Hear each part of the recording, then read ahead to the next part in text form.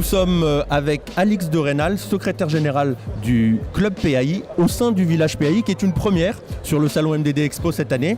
Et alors Alix, première question peut-être, est-ce que vous pouvez nous dire s'il vous plaît, qu'est-ce que c'est exactement qu'un PAI ?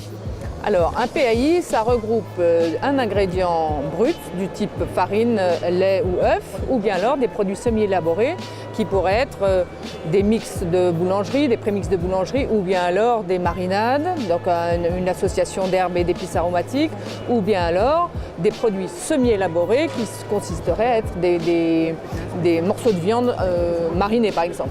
Il pourrait y avoir de forts développements et notamment des développements innovants, simplement en venant voir le savoir-faire des industriels, des ingrédients et des PAI pour finir. Et vous avez une ou deux idées peut-être de justement d'innovation qui se développent dans le cadre par les industriels des PAI et qui pourraient justement demain être incorporées dans les recettes ? Si vous voulez, les PAI, eux, ils essaient de coller au plus près des tendances de consommation, comme finalement l'industriel.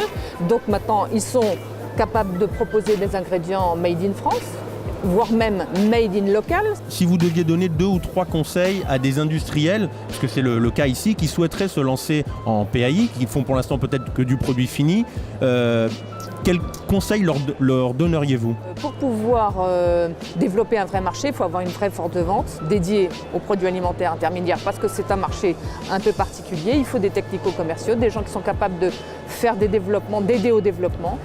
Il faut savoir que les industriels des produits alimentaires intermédiaires sont des gens qui font tout à façon pour finir. Donc ça veut dire qu'il faut que les vendeurs de produits alimentaires connaissent non seulement leurs produits, mais aussi ce qu'on peut en faire. Et donc il y a une discussion avec le client. Discussion, mais même sa cuisine, quoi. Enfin, je veux dire, c'est pas seulement des mots. C'est pas simplement oral, il y a vraiment de la mise en œuvre. Paillette. Et alors, est-ce que quand on est industriel de marque distributeur, qu'on fabrique des produits, on a souvent des chutes de production. Est-ce qu'il y a possibilité de recycler, si j'ose dire, certains de ces produits dans des recettes d'une manière, et donc sous forme de PAI ? Il y a maintenant beaucoup qui proposent des filières en PAI, alors que ce soit des biscuits, des chutes de biscuits qu'on met en poudre pour pouvoir faire des inclusions, enfin en poudre ou en petits morceaux pour pouvoir faire des inclusions en paillettes, oui, voilà, pour mettre dans les glaces ou ou enrobés de chocolat.